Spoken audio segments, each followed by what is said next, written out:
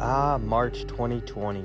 It was the height of quarantine where spirits were low but Miata prices were high. I was on a mission to secure one when all of a sudden my phone went off. Craigslist? I haven't heard that name in years. Is it you, kid? Well, what do you think? I've got something right up your alley, but it's a long drive.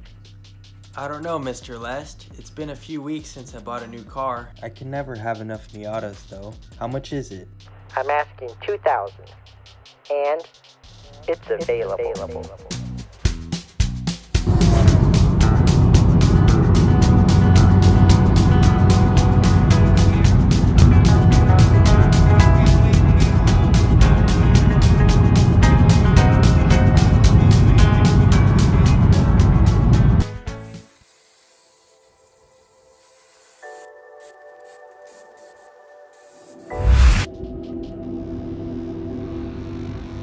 Well, I've done it again.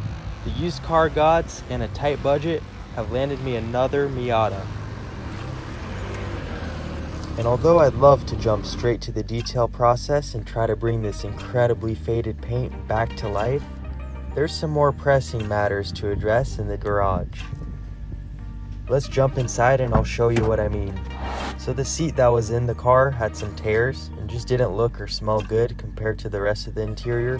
Moving to the rear of the car, it's clearly been an fender bender, but then again, which Miata hasn't? The brake rotors are super grooved, so the car shakes hard while braking.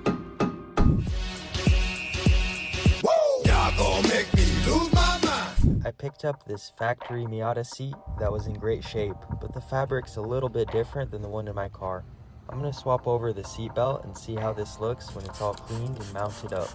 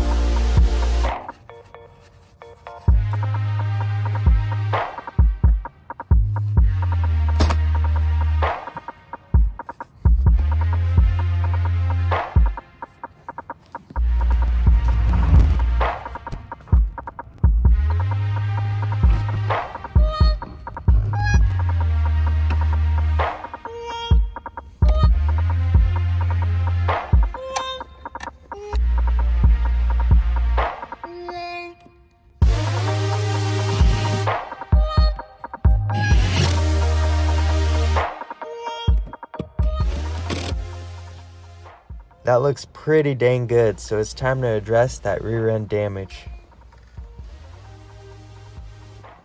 This bumper is all beat up, and no amount of touching up is going to make sense in this scenario. So let's get this bumper removed and painted. As you can see, there's more damage on the quarter and the trunk area, which I'll address later on. The trunk lock is also kind of bent, so if you guys have any suggestions on how to fix this type of damage, let me know in the comments below.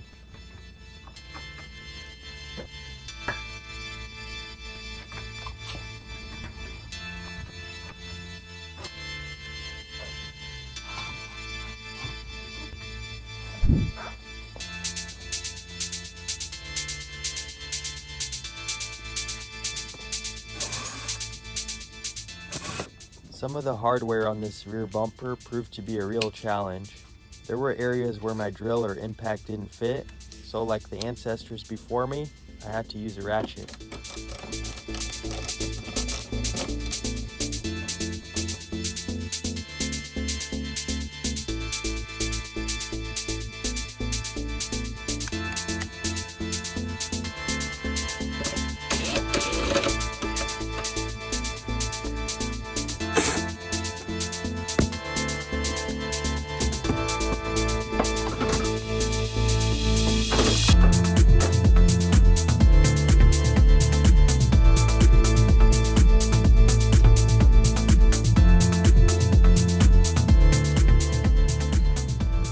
looks super weird without a rear bumper, but luckily a friend of mine was able to get it repaired and painted quick.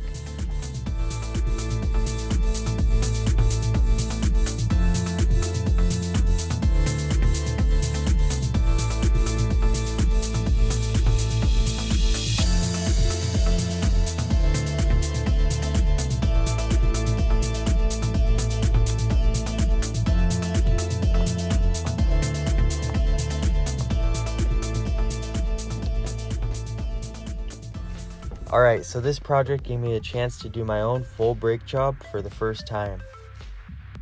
There was definitely some things I could have done more efficiently, but overall the brakes worked great and I saved a ton of money in the process.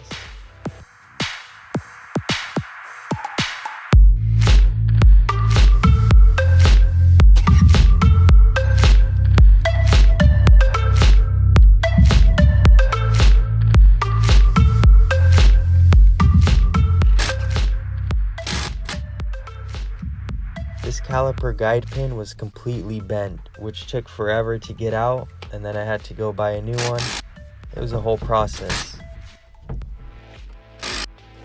If you're thinking I shouldn't have used an impact, you're probably right.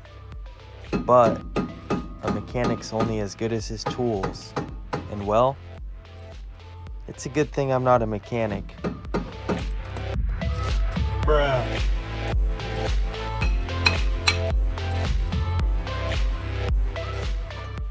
Now that the old rotor is off, I'm brushing off the rust and debris before applying some anti-seize to help the poor sap who's going to be changing these brakes again in the future.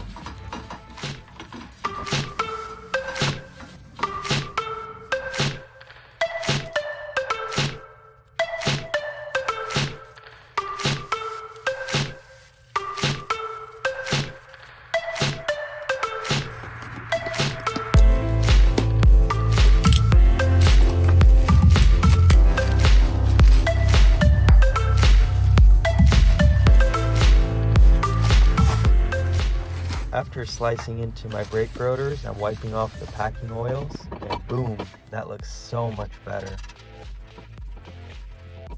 I went ahead and mounted up the brakes as usual, and man did this thing stop good after the new brake job. Yeah. In the next video, I'll be doing an in-depth detail including a paint correction and testing a $10 ceramic coating. Yeah, you heard that right, $10. Be sure to drop a like and subscribe so you don't miss out on future content. Peace.